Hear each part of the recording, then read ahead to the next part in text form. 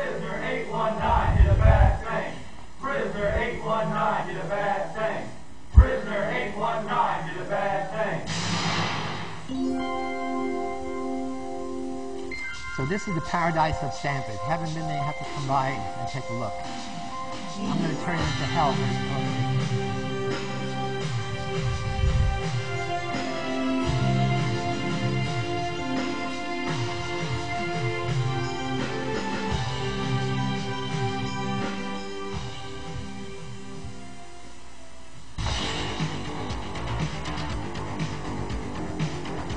Did not expect the city police to do a very realistic arrest.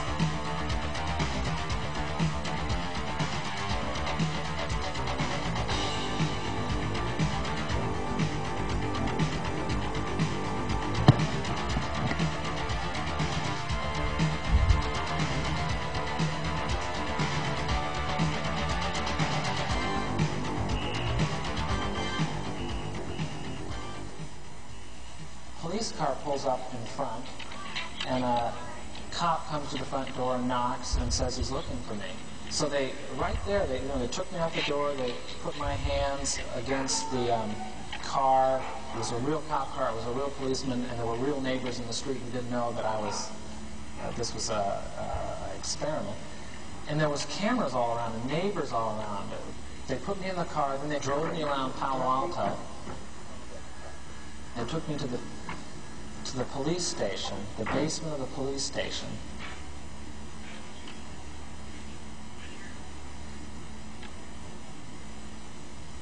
Then they put me in a cell. I was the first one to be picked up, so they put me in a cell, which is just like a room with a door with bars on it. You could tell it wasn't a real jail. They locked me in there in this degrading little outfit. They were taking this experiment too seriously. Indeed, we were. This is what one of the guards looked like, with symbols of power, a military uniform, billy club, handcuffs, whistle, and everybody who dealt with the prisoners had to wear silver-reflecting sunglasses. Many of you remember that's the key element in the movie Cool Hand Luke. It makes people look anonymous and then also feel anonymous. This is the anonymous prison yard we created in the basement at Stanford.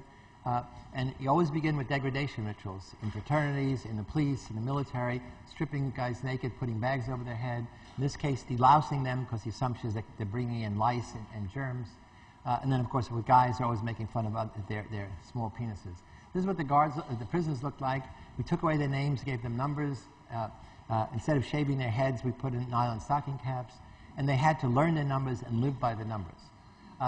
This is the yard in action. This is a solitary confinement, a small closet that prisoners who broke the rules were supposed to be put in only for an hour.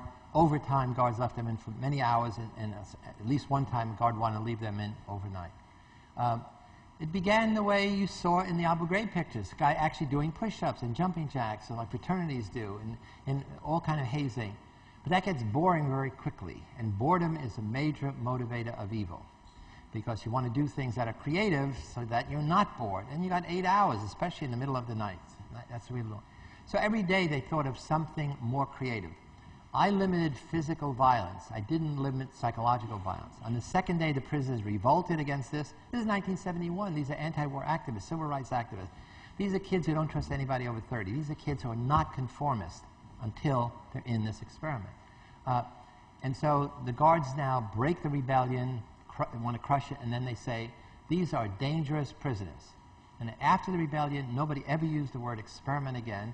They start having to do humiliating tasks, cleaning toilet bowls out, their bare hands, taking their blankets and putting them in dirt, in nettles, that they had to spend hours cleaning out. So always stripping them naked. That's the first act of dehumanization that we saw over and over again. And then sexually degrading them in various ways I can describe in a minute. So, and whenever the prisoners left the yard to go to the toilet, or in this case they're going to parole board hearing, they put bags over their heads and chain their feet together. The kid you saw, who was the first prisoner to get arrested, 8612, was the first one to break down in 36 hours. That was one of the jokes on the Jon Stewart show. Say 36 hours. I said, yeah, we were counting in minutes. For 36 hours, counting in minutes is a really long time if you're a prisoner. And because he was the ringleader of rebellion, the guards worked to crush him, and they did. The interesting thing, side effect is, in the book, a side story, I have a half a chapter discussing the ethics of this research and all such research. And the ethics of this research, the relative ethics are, what is the relative cost or pain to the subjects and the relative gain to science and society?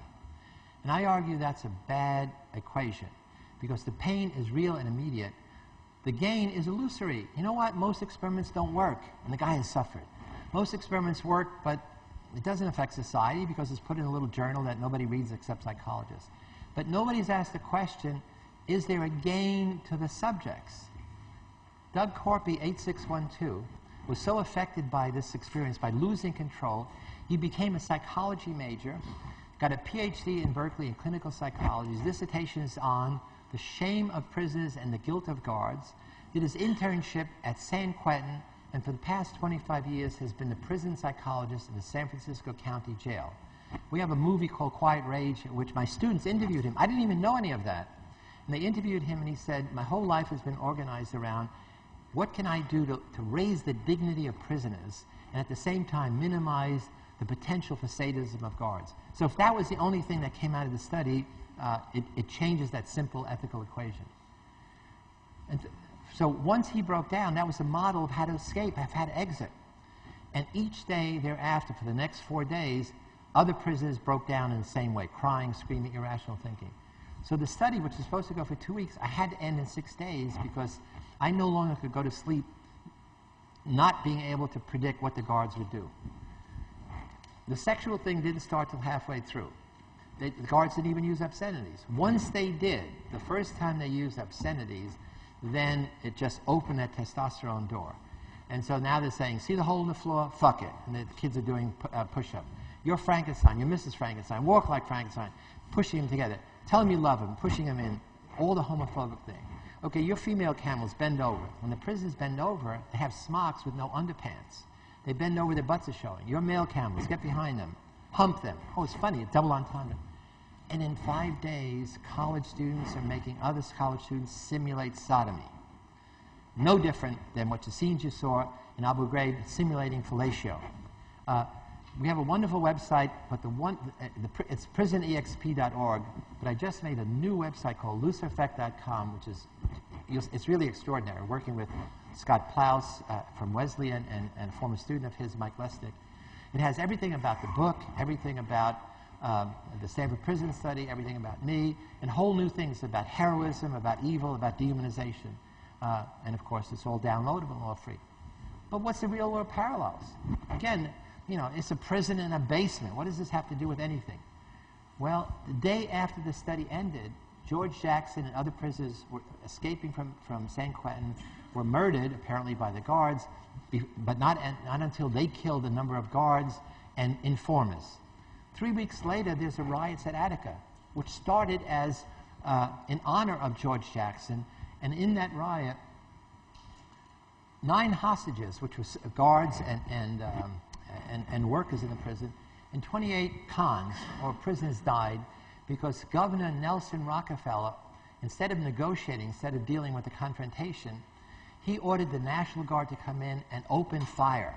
And they killed other guards, they killed guards, and they killed workers, and 28 prisoners. And the prisoners that remained, they beat the shit out of. So that's one parallel. Look at this. And here's that visual parallel that struck me, back in 2004. This is Guantanamo. They've run out of paper bags, or they're trying to recycle, so they use sandbag covers. This guy in the corner can't even look. It's so horrible.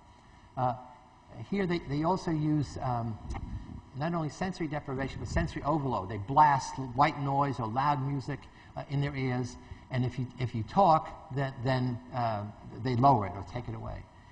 And this is a cartoon about how to make torture work.